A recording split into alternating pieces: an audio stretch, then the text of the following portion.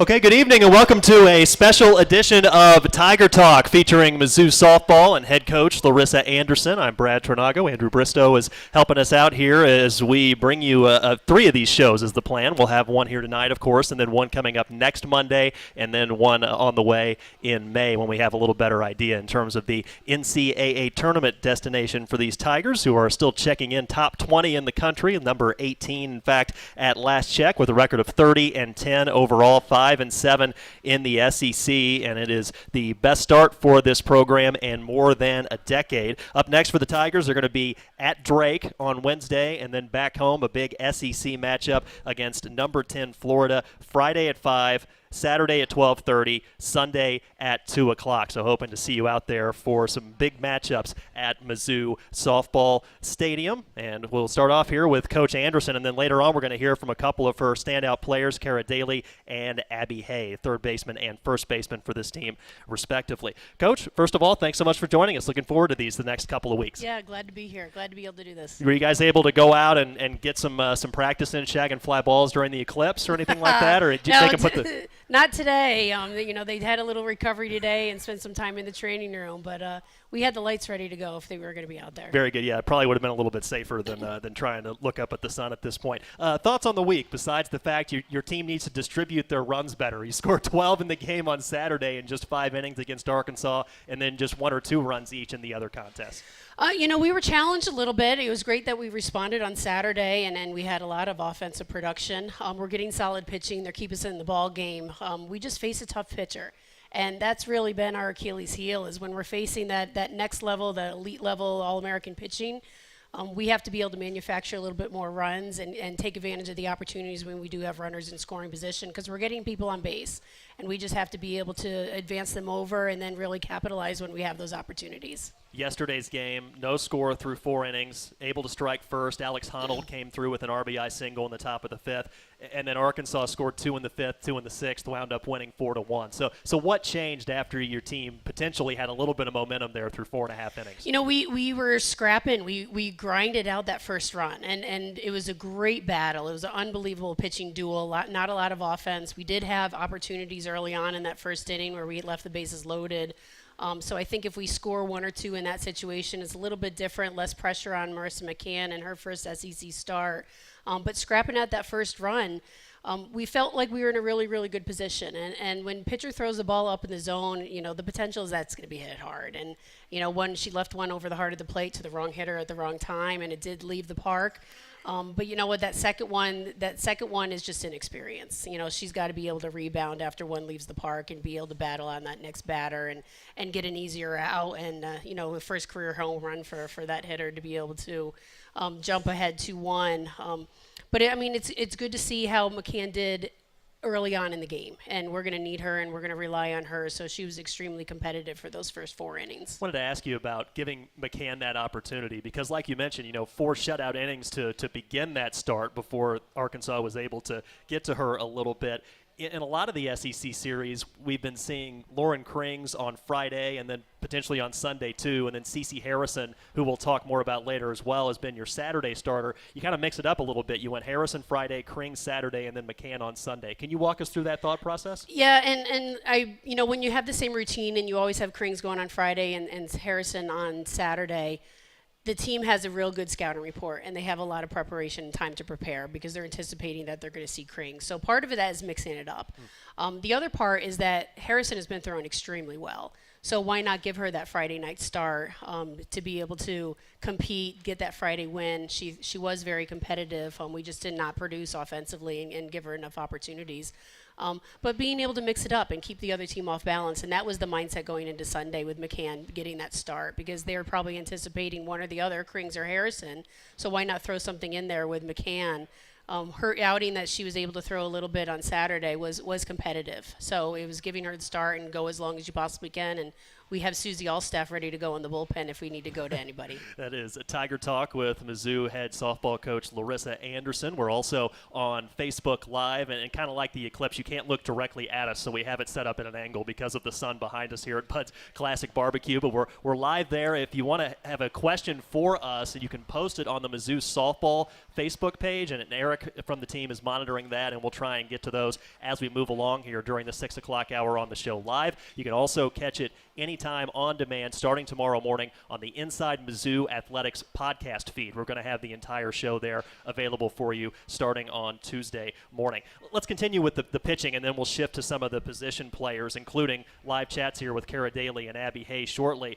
Cece Harrison, 10-2 this season. She's got an ERA of 2. Is she progressing how you had hoped as a sophomore?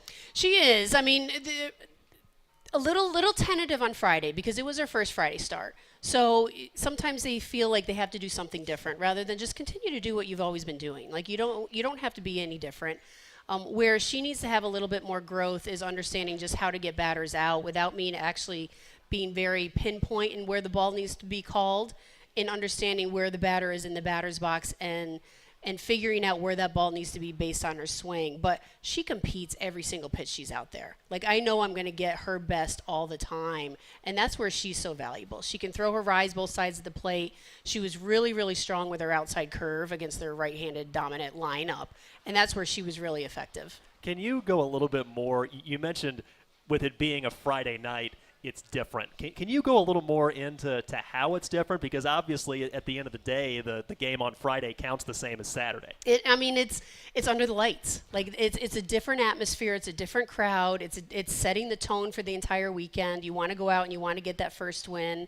It's game 1 of the College World Series. Like, you want to go out and put your best foot forward and be the most competitive because it's going to set up the tone for the rest of that weekend. Lauren Krings, 9-6. She has 7 complete games already, leads your team in innings pitched. She was credited with the win on Saturday. How did she look to you this week? Better. A lot better. I mean, the last time she actually got a win was our game 1 against Auburn, and she's had some really tough outings and situations where I've made some pitching changes and she didn't get the win because we had brought other people in. But she looked back to her old self. She was throwing the ball on both sides of the plate. Her changeup was really effective. She was getting a lot more swings and misses, and that's really been the key with Krings. She throws high velocity, but the ball has to move. And if it doesn't move, it's going to get hit really hard. And she can't live on one side of the plate because then it makes it a lot easier for the hitters. So she was throwing both sides, and her changeup was real effective. And what I was really happy to see on Sunday when we brought her in, is she was throwing a little bit more of her drop. And we haven't relied on her drop heavily this year. It's not one of her best pitches, but to see that she was getting swings and misses on some of her drop is really promising moving forward. Lauren Krings, by the way, 7th in Mizzou history right now in career strikeouts, and obviously has some more games to go. So it's been a really nice career for her as she looks to finish things out strong. Let's go on now to, what'd you say, Susie Allstaff? Was that the name for your reliever? Yes. Lily Witten and Natalie Touche, they each made relief appearances over the weekend. Neither of them were credited with giving up an earned run. Can you go into specifically why you decided those were the 2 relievers that should be in those spots? So Lily Witten can throw upper 60s. She can top out at 70. That She's helps. Consistently around 68. Right. So she's throwing a swing and miss rise ball, has a really good changeup. So a little harder velocity than Harrison. So that's why the change in that follow-up. Harrison is a little bit more around 64. So you have an increase in velocity with a really good changeup. She's very effective. She can throw both sides of the plate consistently. And then Natalie Touche is the one that's completely different than everybody else. She throws the ball down in the zone with a drop. So bringing her in the situation that we had with second and third, hoping for a ground ball. We did have a ground ball. It was just hit a little bit too hard and a little bit too high. But creating that atmosphere and that situation to be able to try to generate a ground ball rather than a rise ball is going to generate something up in the air. And the SEC leader in saves, Taylor Pennell, is also part of that group in the bullpen. Offensively, no surprise, your 2 leaders in batting average, Jenna Laird, Alex Honnold. Let's start with Laird. She's hitting .375, top 10 in the SEC in steals and on base percentage. Looked like, anyway, it was another productive week for your shortstop. She's probably one of the most consistent players. Like, it doesn't matter what the game is, what the situation is, bases loaded, lead off of the game. She's so consistent in her behavior, her approach to the plate. She does what the game is telling her to do. If it's to drop a bunt, she does that. If it's to drive in runs, she just has such great composure of herself and her emotions. And her hand-eye coordination is just ridiculous. Like, she can just get the bat on the ball no matter where that ball is. Alex Honnold leads the SEC in doubles. She had the Tigers' only RBI yesterday, hitting .371 on the season, homered in another game this week. And again, similar question, I guess. It's another week in the office for your superstar outfielder. You know, and she's one that we're going to rely on. Like, we want Alex up with the game on the line. You know, she understands what she needs to do. Again, really, really good hand-eye coordination. So being able to put the bat on the ball. Where Alex gets into trouble is there's certain times because pitchers are going to pitch around her. They're not going to give her a lot of good pitches to hit. And a hitter wants to hit. You got two over there that are going to be coming on next that want to hit all the time. And sometimes that pitch is telling you to take it. And when Alex is going really, really well, she draws a lot of walks because she's seeing the ball really well rather than feeling the pressure that she has to drive the ball in. What about Julia Crenshaw? How's she looking to catch her for you? She's strong. Like, no one's stealing on her. Like, that's the huge thing. Like, she shut down the running game. She really has, and she's not afraid to throw it on to first to keep people close on their lead. But she's completely shut down that running game, which now keeps singles to singles rather than turning base hits into doubles. She's handling the pitchers extremely well, and what she's really improved on is her blocking game. So then it gives the pitchers a lot more trust and confidence in bouncing the ball in and throwing the ball in the dirt when needed because they know Crenshaw is going to be able to block it. She did not come here as a catcher, right? So I'm guessing that's been a process and a transition. She did not. She was the number 2 recruit in the recruiting class. She was a shortstop out of St. Louis.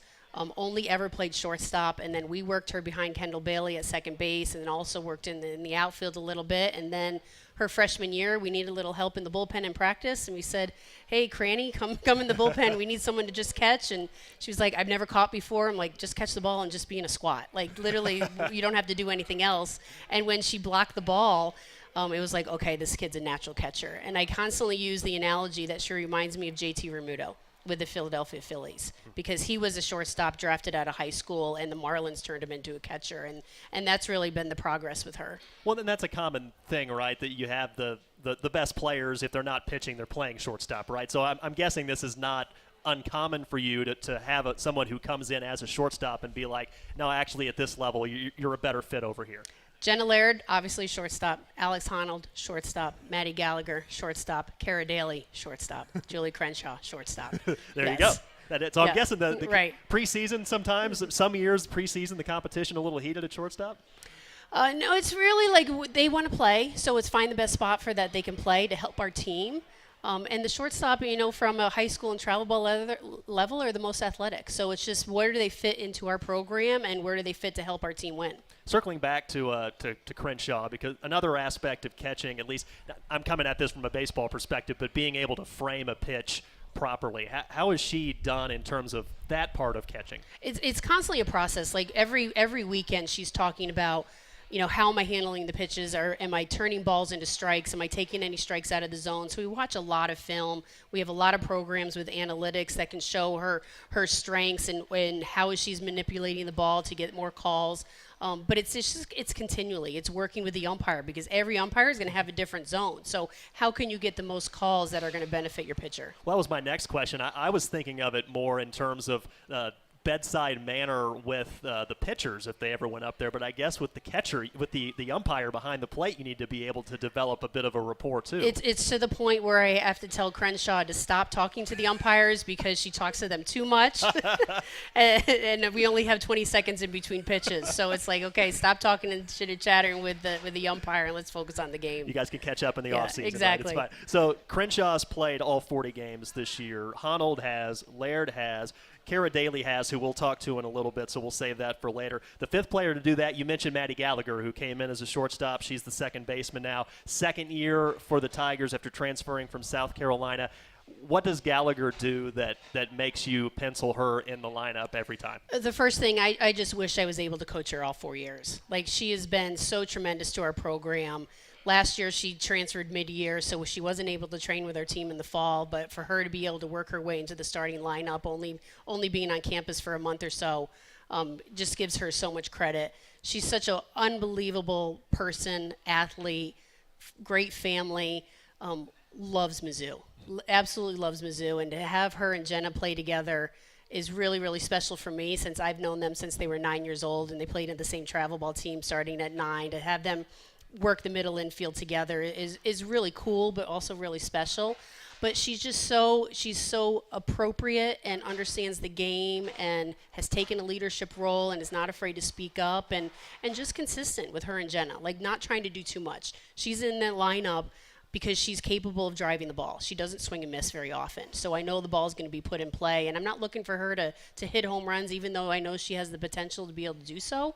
But it's just let's drive singles, let's drive the gap to gap, let's drive in runs, and just get on base. Was there an adjustment period for her in terms of being able to be the person in terms of turning double plays or something like that, in terms of shifting over from shortstop to second base? Or by the time she got here, was she already kind of used to it? Yeah, she played second base at South Carolina. Gotcha. And then when her and Jenna were playing together in the same travel ball team, Jenna was mostly at shortstop, and Maddie was playing at second base the whole entire time. Gotcha. Wanted to make sure to mention Kaylee Langer because she had a really nice week. Sophomore right fielder, hit 400 over the last 4 games. Did I read the stats right that she got hit by pitches 5 times last week? She is maybe 5th or 6th in the country in hit by pitches right now. 18, I think, is number 1. So we just keep crowding the plate and lead the country in hit by pitches. 5 in a week? I mean, Yeah. what is it? So it's just the way she crowds the plate. She's not like saying anything inappropriate about the pitcher's mamas or daddies I or don't something. know. I don't know about that. That might be happening.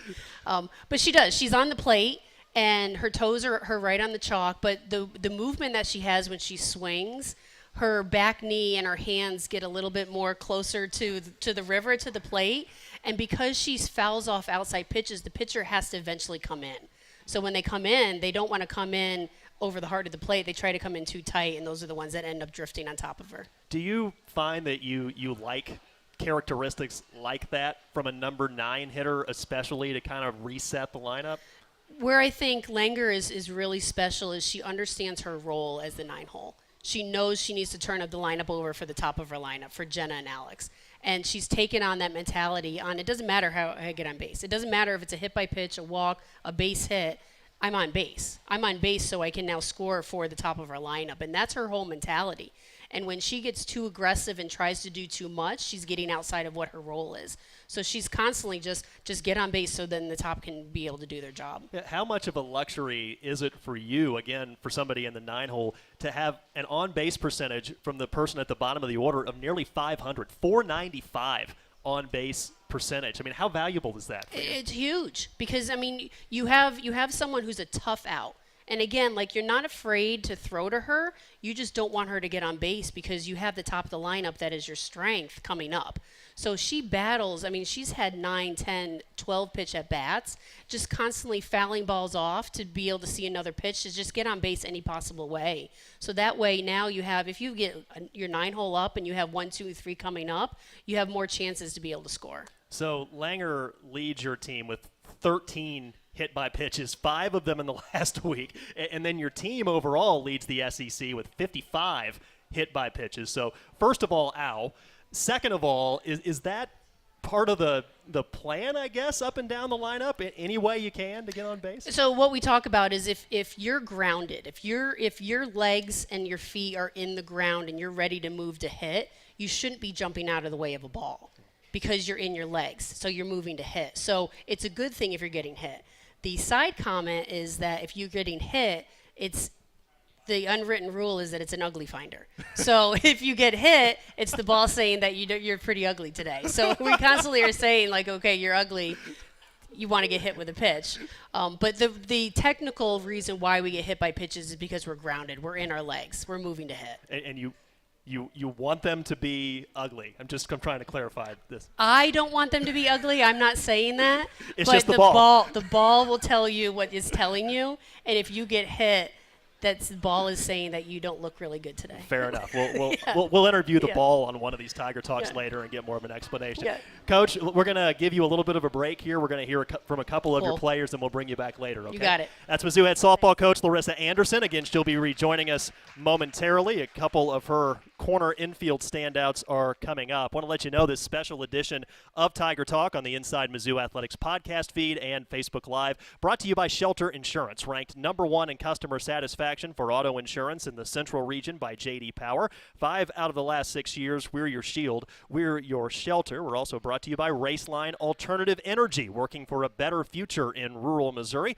They are working to restore millions of acres of native prairie plants, which can be harvested to produce highly valuable clean energy called Prairie Power. Visit them online at racelinealternativeenergy.com. All right, we're going to shift to our player segment. We'll have you all go ahead and put those headsets on, and we will introduce you to a junior third baseman from Jefferson City High School. Everyone say hi to Kara Daly. First of all, off to another great start this season, leading the team in home runs. And a freshman first baseman from right here in Columbia, Rockbridge High School, Abby Hay, also stopping by here. She got the hometown bump there on the crowd cheers. So thank you so much to both of you for joining us, first of all. Kara, we'll start with you. And I want to ask, so I saw on social media that at least some members of the team got the chance to hold some little baby piggies at the University of Arkansas. Were you one of those that had that chance? I did not want to hold them, but I did pet them, and it was a weird experience, but I was not one of the people that got to hold them. What about you, Abby? Were you all about it or no? No, I just pet them, but there was a few of our teammates that got pooped on, so I'm glad I avoided that. Well, it's a good thing. It's a good lesson that you guys learned thanks to your teammates. You didn't have to do that to yourselves. So going back to what actually happened on the field besides the poop, Kara, in the win on Saturday against Arkansas, you were able to drive in 3 runs as part of that run rule victory. So what was working for you that day in the plate? Really just being confident in myself and just keeping things simple. I've been working all season long trying to find that good rhythm and timing, and just it kind of worked, and I had a lot more confidence in myself and went up to the plate with so much confidence and just told myself to keep things simple, and that's what happened, and it worked. Mm-hmm. And Abby, for you on Friday, your first career home run as a Tiger. So congratulations on that. Thank you. Take us into, yeah, absolutely. Take us, first of many, by the way, I'm sure. Take us into that at-bat on Friday and your mindset and what ended up being the result. My mindset was just attack first pitch because that's what I did in the previous at-bat, and it worked out, so why not change? So I attacked the first pitch, took it the other way for home run. Yeah. I mentioned before, both of you, of course, mid-Missouri kids, and Kara, we'll start with you. Coming out of Jefferson City High School, you had some big-time schools, all over the country, Texas, for example, that expressed some interest. But with Mizzou, did you always feel that kind of hometown pull to stay close to home? Oh, absolutely. The first time I stepped on campus, it was just an unreal feeling, and it felt like I was home from day one. So I knew I didn't want to go anywhere else, and this is where I would be all 4 years. Similar question for you, Abby, and then there's the added layer for you that both of your parents were athletes here. Your dad played baseball, your mom was a golfer. So once Mizzou showed interest, was there much of any other option for you? No, there wasn't much of an option. I grew up 10 minutes down the road, so I knew I was always going to be a Tiger, and my both parents went here and my brother, so I knew it was home. Did your parents ever compete? I'd always heard anyway that a baseball swing screws up your golf swing and a golf swing screws up your baseball swing. So were your parents ever competing about your hand placement or your grip or anything like that growing up? No, I was I think one with a baseball glove on, so I knew. I think everyone knew, family friends knew I was going to be a softball baseball player, so they didn't really argue about that. Well, you mentioned baseball glove, and that I thought that was really interesting that you played. Was it just baseball until 10th grade? Just baseball until 10th, yes. And you actually did a little bit with the USA women's baseball team. So what was that experience like? It was a really cool experience to see other girls around the country also playing baseball and not softball. I think it shows you got to work hard for what you want, and I wanted to play baseball as long as I could. And I got to the point where once I was in freshman year, I took over with softball, so I was I know I have a better chance going to college for softball, thanks to my high school coach who talked me into that. So yeah. What in terms of softball, was there an obviously the ball's a different size, but were there any other adjustments that you had to make because you came to softball, I guess, relatively late in the process? So my first practice, I didn't know you couldn't lead off before the pitch was thrown, and I didn't know you couldn't hold the runner on when playing first, so I didn't need to do that. There you go. You learned some important stuff there. Kara, for you, it wasn't baseball, but you had some interest at the college level in terms of basketball. You're 6 feet tall, so it makes sense. But was there any thought about that sport or both sports at the next level? There was some talk about both, but just looking at the schedule-wise, it would have been crazy, and I knew softball held a special place in my heart. Basketball will always hold a special place in my heart, but that's for afterwards. When I'm retired, I can join a little league and start playing again. But yeah, softball has always been my number one. Kara, does being 6 feet tall, does that help you or hurt you when you're playing third base? I think a little bit of both. Sometimes my legs kind of get in the way. I get tripped over my feet. My freshman year, I fell at Alabama. That's a whole different story, though. But I also think it helps me in just my range and how much I'm able to reach for certain balls and able to move certain ways. So I think it's both. I wanted to ask both of you, since you're both corner infielders, what it's like to play a corner infield position in softball. You are standing so close to these hitters, and it's almost like you're volunteering to stand in front of a cannon some of the times. I mean, as hard that ball is coming at you. So, Kara, starting with you, what's the mindset you have to be successful on one of the corners in softball? Really, it's just reflexes. I mean, I would so much rather play where I am now than have so much more time. It's really just about reflexes and getting the ball, and my mindset is just every ball is being hit to me. It's just a matter of where and just react to it and get it. Abby, same question for you, especially when a left-hander's up. What's the mindset you have to be successful at first? Kind of what Kara said. Just be ready each pitch for the ball to come to you, and what coach says, stay down, not come out of it. So always get that. I'm guessing you get quite a bit of the stay down. Sometimes the other team gets it too. Did they respond? They're like, hey, what are you doing? Well, the one time coach said it, they made an error on it, so I guess it got in their head a little bit. There you go. See, that's the game beyond the game that Coach Anderson brings to Mizzou softball. I wanted to ask both of you about your parents, because they both obviously have big impacts. We talked a little bit about your parents already, but having that Mizzou background for both of them, did that end up helping you in any way in terms of as you've made your transition to college? Well, being from Columbia, they didn't choose where I wanted to go. I chose, and they didn't have any say on it. They just let me do what I wanted to do, but at the end of the day, I wanted to be a Tiger. Very good. Kara, your mom played at the college level down the road at Warrensburg at the University of Central Missouri. Did that help at all in terms of when you were making your transition to college?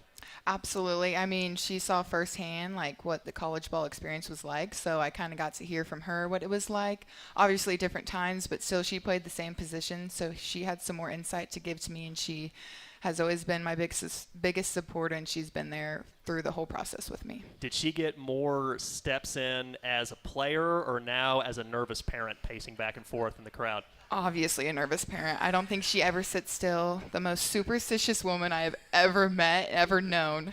What are the superstitions that we have to know to make sure that you guys win? She chews the same piece of gum for every game. She has this little squish ball that she has. Hold on. Let's clarify on the gum. Is it one piece for the entire game? It's not the same piece for the whole season. Oh, no. So if I do good in a game, she will keep that piece of gum and use it for the next game until something bad happens. I'm not kidding. It's very weird, but she's so superstitious that she will keep that gum in.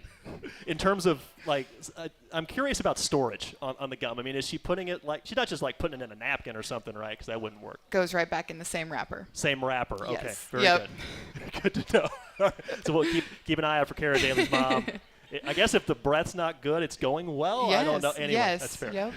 Abby, going back to high school, you won a state championship just down the road for Rockbridge back in 2020. Speaking of your high school coach, want to make sure to give them a shout-out for that success. You were three-time All-State, by the way. That final in 2020, it was a 1-0 score against Lee Summit North. The losing pitcher for Lee Summit North was C.C. Harrison. Has that come up at any point? Oh, yeah. I like to give her some crap about it, even though I think she struck me out 4 times, but we won, so. I didn't bring that part up. You brought that part up. I didn't. You also played against Marissa McCann in a high school all-star game at some point? Yeah, she was also my teammate throughout travel ball, so that was fun. I kind of know what helps her, and so being at first when she's pitching, I can always know what to say to make her do good, I guess. Absolutely. Wanted to ask a little bit about, in terms of your position. So you played catcher, actually, in that state championship game. You're a first baseman for the team now. Obviously, you've got a catcher of Julia Crenshaw's caliber. It makes sense that she's there. I'm not trying to stir anything up or get you in any trouble, but I do want to ask in terms of your favorite position to play. What is it? I like being in the play, so first and catcher are the 2 most in the play, I guess. So I I think I like first, though. It's easier on my legs. Doesn't hurt my knees as much. That's a good point. I can certainly see that. Kara, what about for you? Do you feel like third base has become your favorite position, or do you have another? Oh, no, absolutely. After playing third base for however long now, I wouldn't want to play anywhere else. I mean, if you need me to, I would be happy. I obviously have on my bucket list is to rob a home run. Ooh. So anytime we're taking BP, I'm out in the outfield shagging, trying to rob a home run. I almost robbed one of Abby's this weekend, but I didn't get to. But if I needed to play anywhere else, I would love to do that. But I think third is kind of my home. Who was it? Was it Maya Dodge? I'm blanking. Who robbed a home run this past weekend? So were you watching her do that in left field, and you were being like, "It's pretty good, but I could have done that." Yes, I was like, she's living out my dream right now. Academically for both of you, and Abby, we'll start with you right now, and you're a freshman, so obviously you've got time here, but right now it's Parks, Recreation, Sports, and Tourism Sports Management. What drew you to that academically? I just wanted to be involved in sports as long as I could, so anything with sports sounds good for me right now. And so that's kind of the idea, too, whenever softball is done for you, that something related to sports is your future, you think? Yes, Right. I can't see myself without sports, so. Very cool. And Kara, for you, it's health science, health and wellness services as your major. Can you go into a little bit of what that entails?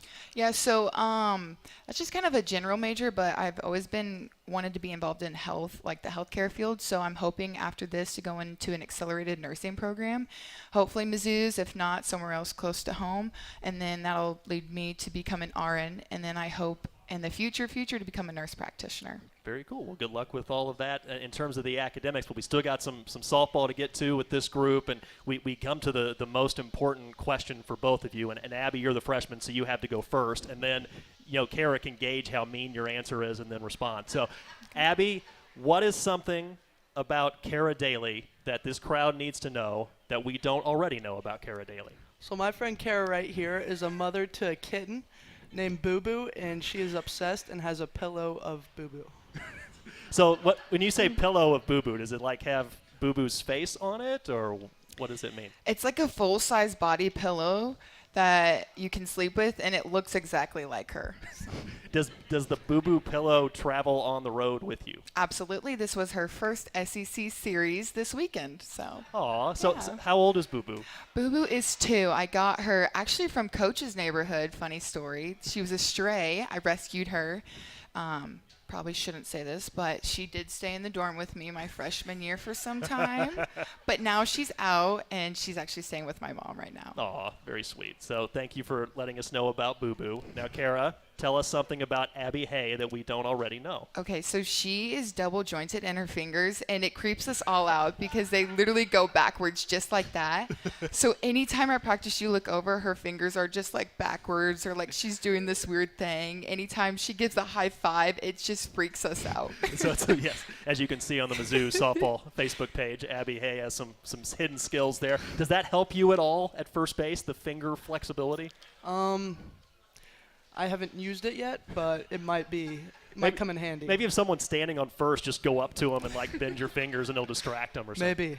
Good deal. Hey, thank you so much for coming out tonight. Best of luck to both of you the rest of the way. Thank you. That's third baseman Kara Daly, first baseman Abby Hay joining us here on Tiger Talk. We're going to have Coach Anderson rejoin us here momentarily. First, want to let you know that Socket Fiber is now available, the fastest, most reliable internet combined with local service and simple billing. Contact Socket today for voice, data, and internet services for your home and business. 1-800-SOCKET3 or visit socket.net. Also, Sophia's and Addison's restaurants are great local spots to visit before or after all Mizzou home games. Addison's has 2 locations in Southwest and downtown Columbia, featuring over 20 beers on tap, including local brewers and, of course, the famous Nachos Bianco. So remember, before or after the game, stop by Addison's. And we have Coach Anderson back with us now. You've got some interesting young ladies on your corners in the infield. I sure do. I have to tell you a story that Please. This past weekend, in the middle of the game, Abby Hay comes up to me and she's like, "Coach, am I your 8th best outfielder?"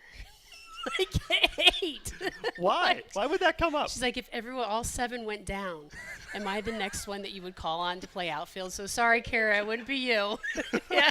It's Abby's the 8th best outfielder. Is at there, Mizzou. is there a big desire to like be? I guess they just want to rob home runs. Oh, that's yes, okay. Yeah, Yes. yeah. Because you get on ESPN when you do things like that. That's it. Yeah. That's what it's all about, Right, right? It's just exactly. getting on ESPN. Fair enough. And speaking of, I didn't talk about Maya, but that was a terrific play that she Yeah. made in left field yesterday. It really was. I mean, to pull back a home run is really any outfielder's dream to be able to do. But I mean, it was clutch in that situation because it was 0-0 ball game at the time, and it was Arkansas's best hitter up. So being able to pull that back in was huge. Yeah. Let's talk a little bit more about those two in terms of what they're contributing on the field. And if you have any more dirt, please feel free to share Got it. But Kara Daly, double-digit homers as a freshman, double-digit homers as a sophomore. She leads your team in homers again so far. As a junior, she's at, I think, one of the more challenging positions in all of sports when you've got those rockets coming at you game in and game out. But what have you seen from your junior at third? She's consistent. I mean, she's in the lineup to be able to drive in runs.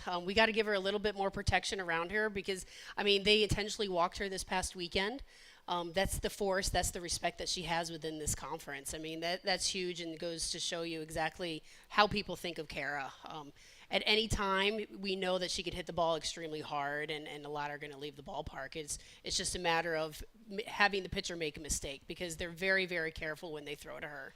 Abby Hayes hitting .333, and the opportunities that she has, only Honnold and Laird have better batting averages on the team right now. It's an interesting story for her with so much of a baseball background and then switching over to softball. But what's that been like for her and her development? So when you were talking to Abby about the transition going from baseball to softball, I can remember the first high school game that I watched, and she was behind the plate, and baseball is a much slower game. And I think she even went like this, reaching back for the umpire to hand a ball because she wasn't going to go get a foul ball, that doesn't happen in softball. And right away I was like, oh, this girl's got to speed up. Like, this is way too slow for me. But, I mean, she has completely invested herself in the game. And what I really love about Abby is, and I think it's coming from her background and being a baseball player and having two parents that were collegiate athletes, is she understands the game within the game better than anybody I've ever had coming into the program. And her mindset in understanding the conversations that we have on, do you think the pitchers are going to pitch me this way because this is what they did last time? So she's already thinking about her game plan when she steps into the batter's box. And to have a freshman being able to do that is really, really special. Well, I was thinking, too, about, speaking of being in the batter's box, softball pitchers can do stuff to balls that baseball pitchers cannot. I mean, rise balls and all the other crazy stuff that I don't even know how you begin to hit it, period, but especially when you haven't seen it a lot as a younger player. Was that part of the transition too? I mean, and it still is, and that's part of the transition with her being behind the plate as a catcher and being able to see pitchers that throw the ball at 4 different levels and a lot of different velocity. And I just saw a stat that was on ESPN. Tennessee's pitcher Pinkins is the hardest thrower right now in our game, and we faced her 2 times within our series against Tennessee. She's throwing about 74, 75 underhand, and she's over 6 feet tall, and her stride length is about 8 feet. You only have 0.3 seconds to be able to react to that pitch, and 74 is equivalent to 104 in baseball. So, I mean, you have to make decisions extremely fast, and to have a freshman being able to make that adjustment as quick as Abby has is extremely impressive. Wanted to put a bow on the Arkansas series with a couple more things. Saturday was Mary Half Day at Arkansas. That game set an all-time attendance record, by the way, at Bogle Park. Half, one of your graduate assistants. She was a standout pitcher at Arkansas during the recent heater they've been on the last few years. But what was that experience like to be a part of? I mean, I give a lot of credit to Arkansas on how they handle the situation. Not many schools would be able to embrace another opponent.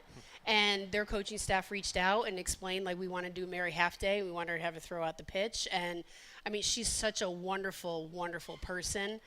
Completely humble. Like, I didn't even know it was Mary Half Day. I had to find out from somebody else. So she's not one that's going to brag about the situation. But to see our team cheer her on, it just shows you the type of person that she is. But she's completely invested herself in our program. I mean, when she says we, she's talking about being a Mizzou Tiger. Well, I was going to ask, too, about just graduate assistants in general. You go from basically the top of the heap, right? You're the best pitcher on one of the best teams in the nation, and you go from that to, like, doing a bunch of laundry at the bottom of the totem pole in terms of coaching and the graduate assistant. So how challenging can that transition be to going from the person who's being catered to the person who's doing all the catering? You know, it takes a unique personality to be able to have that transition because, like you said, the world sometimes revolves around players at that level and especially pitchers.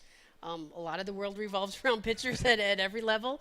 But for her to be able to come in, she kind of bridges that gap between student athlete and coaches because she can offer perspective to both sides. She can tell the coaching staff exactly what the players are feeling at that time and then also being able to give them some input on what she's seeing from her perspective, not being one of their teammates. So it's a real unique relationship, and also her being at the level that she was, being an All-American. She was a top 3 finalist for USA Player of the Year her freshman year. So knowing what it takes to be able to get at that level and being able to help mentor our players on if you want to be an All-American, these are the things you're going to have to do.